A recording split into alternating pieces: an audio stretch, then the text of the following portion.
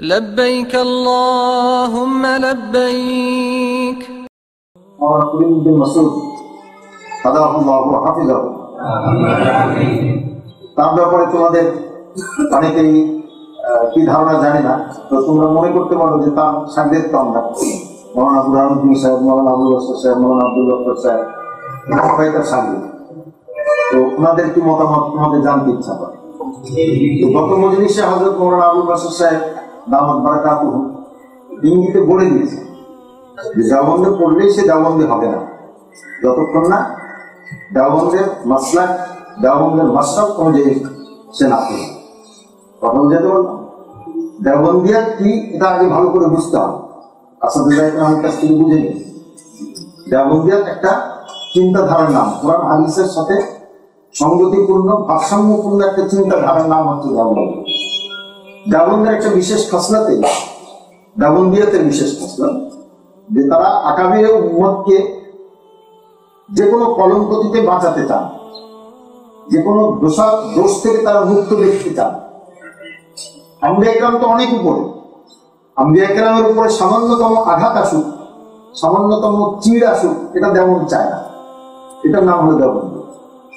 আম্বিয়া ইকরাম, সাহাবা ইকরাম, তাবেঈন, তাবে তাবেঈন, আইম্মায়ে মুজতাহিদিন, আমাদের আউলিয়া ইকরাম, বুজুর্গানে দ্বীন, নিকট অতীতের আকাবির, এদের কারো উপরে সামান্যতম দাগ আসুক, কোন কলঙ্ক আসুক, কলঙ্কর দাগ লাগুক, এটা দেওবন্দ চায় না।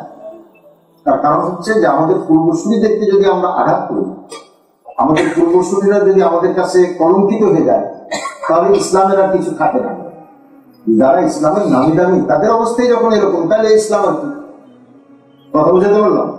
তো দেওবন্দিয়াতের একটা মূল চিন্তাধারা এটা যে আমাদের পূর্ববর্তী ওলামায়ে উম্মত যাদের দ্বারা দ্বীনের খেদমত হয়েছে তাদেরকে সবসময় পরিচ্ছন্ন দেখতে চাওয়া, এটা হলো আকাবির দেওবন্দের আদর্শ। এই জন্য তারা যখন ইমাম শাফি রহমতুল্লাহের বিরুদ্ধে দলিল আদিল্লাহ বয়ান করতে থাকেন, তখন তাচ্ছিল্যপূর্ণ ভাষা ব্যবহার করেন না। আমরা যখন ইমাম শাফি রহমতুল্লাহের বিপক্ষে দলিল আদিল্লাহ দিতে থাকি মাসালা, তখন ইমাম শাফি রহমতুল্লাহের প্রতি তাচ্ছিল্য প্রকাশ পায়, এরকম কোন ভাষা আমরা ব্যবহার করব না। যদি করি তাহলে এটা মুতাবিসির নিয়মের খেলাফ হয়ে যায়। দেওবন্দিয়াতে গম্ভীর রহমতুল্লাহের কথা শুনেছি, উনি যখন এখন ইমাম শাফি রহমতুল্লাহের বিপক্ষে দলিল দিচ্ছেন, সবসময় একটা উচ্ছ্বাসে বলে উঠছে যে শাফি রহমতুল্লাহের কাছে থাকলে হানাফি মাযহাব গ্রহণ। গম্ভীর রহমতুল্লাহ রাগ করলেন যে শাফি রহমতুল্লাহের যে কিসের ভিত্তিতে উনি এই মাযহাব কায়েম করেছেন তা তো আমাকে সহজে না। এটা তো শাফিঈয়াদের বক্তব্য বা আমাদের ধারণা যে উনি এটা দলিল হিসাবে কি করছেন, গ্রহণ করছেন। উনি কিসের ভিত্তিতে উনি এই মাসালাটা দিয়েছেন তা তো আমাদের অজানা। যদি উনি আমার এই দালাইলগুলো শুনতেন তাহলে তিনি এক ঠিক করে এক কথায় সবকিছু ম্যানেজ করে দিতেন। তো দেওবন্দের কি মেজাজটা এরকম যে তারা কারো প্রতি চিড় আসুক, লাভায়ের মতের প্রতি যাদের দ্বারা দ্বীনের খেদমত হয়েছে, এটা তারা বরদাস্ত করতে চান না। এটা মনে রাখতে হবে। এই জন্যে বলতেছিলাম, এটা ভূমিকা দিলাম আরেকটা কথা বলার জন্য যে দেওবন্দ আজকে সাদ সাহেবের পক্ষে আছে, বিপক্ষে আছে। সাদ সাহেবের গুমরাহিমূলক বক্তব্যকে গুমরাহি বলে সাব্যস্ত করছে। খুদা না খাস্তা, খুদা না খাস্তা, খুদা না খাস্তা। এই দেওবন্দ মাদ্রাসায় পট পরিবর্তনের কারণে কোনো কারণে যদি কখনো দেওবন্দ এই ফতোয়া দেয়, এই জাতীয় কথায় ফতোয়া দেয় যে না এই কথাগুলো ঠিক, তাহলে আমরা তখন দেওবন্দকেই গুমরাহ করছি। কোন কথা বুঝাতে পারলাম? দেওবন্দ এই বিল্ডিং এর নাম না, দেওবন্দ বিল্ডিং এর নাম না, দেওবন্দের নির্দিষ্ট আসাদুল্লাহ ইকরামের নাম। দেওবন্দ একটা চিন্তাধারার নাম, একটা মতবাদের নাম, একটা মাযহাব এবং মাশরাবের নাম। সুতরাং দেওবন্দ মাদ্রাসা যদি কখনো তার লাইন থেকে চ্যুত হয়ে যায়, তখন আমরা দেওবন্দকেও বলবো যে সে লাইন থেকে। কোন কথা বুঝাতে পারলাম?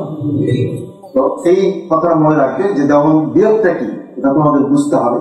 আজকে এক বছর হবে না, হয়তো ধীরে ধীরে এই নিয়ে আলোচনা হয় না আমাদের ভিতরে। আলোচনা হলে তোমরা বুঝতে পারবে যে দেওবন্দ বিরোধ কি। এই প্রসঙ্গে একটা কথা যেটা বলছিল মৌলানা ফরিদুদ্দিন মাসুদ সাহেব, মৌলানা আবুল বাসার সাহেব বলে দিয়েছে দেওবন্দে পড়লেই দেওবন্দে হবে না। যতক্ষণ পর্যন্ত দেওবন্দি মাসলাকের উপরে সে জমে না থাকবে, ততক্ষণ পর্যন্ত সে দেওবন্দি হবে।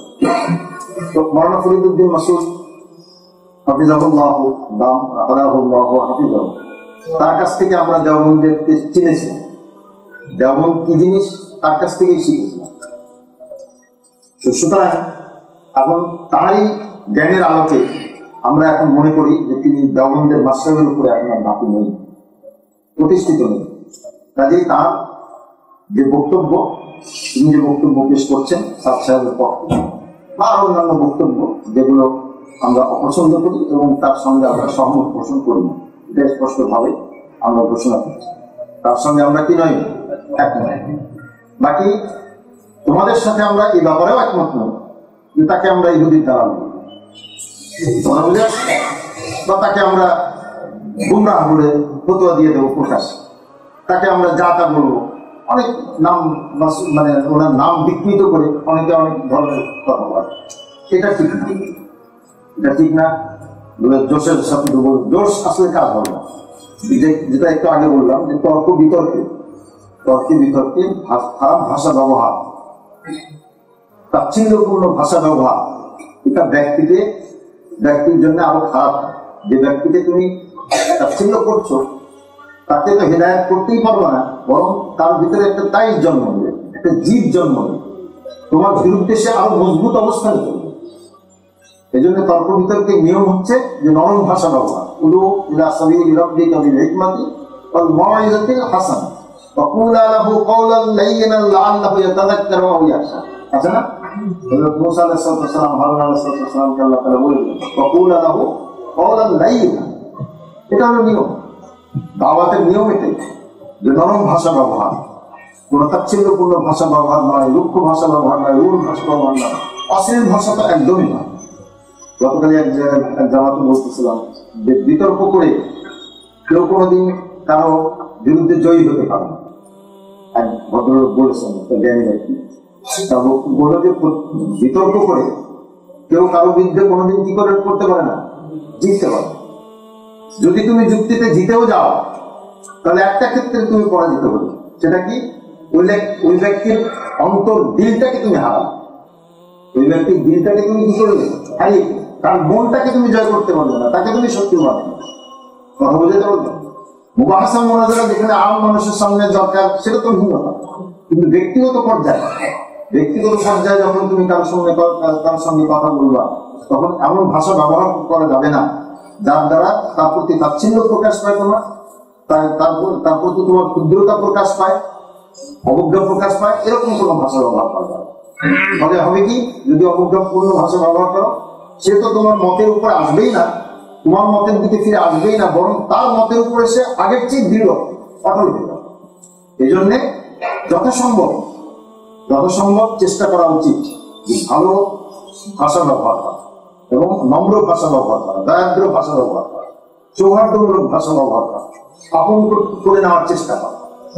এই জন্যে মৌলানা ফরিদুদ্দীন মাসুদ সাহেব, ওনার সঙ্গে আমরা একমত নেই। ওনার বক্তব্যগুলো সম্পূর্ণ ভুল বক্তব্য দিচ্ছেন, বেশ কিছু বক্তব্য ভুল বক্তব্য দিচ্ছেন, একমত নেই। তবে ওনার ব্যাপারে আমরা কঠিন ভাষা ব্যবহার, অশ্লীল ভাষা ব্যবহার করতেও আমরা কি নেই, কারোর পক্ষপাতেও সেটা ওনার জন্য নয়, শুধু সব বিপক্ষের ক্ষেত্রে একই কথা। আহমদ খান বেরেলভি, রাজারবাগের দিল্লুর রহমান, তার গুমরাহি তুলে ধরতে পারে। দিল্লুর রহমানের ব্যক্তিগত জীবনের উপরে তার নাম নিয়ে কটাক্ষ করে আমরা আলোচনা করতে পারি, এটা আমাদের নীতি হওয়া। যা হোক, লম্বা হয়ে গেল কথা বলবো। আল্লাহ তাআলা আমাদের তৌফিক দান করুন। لبيك اللهم لبيك لبيك لا شريك لك لبيك إن الحمد والنعمة لك والملك لا شريك لك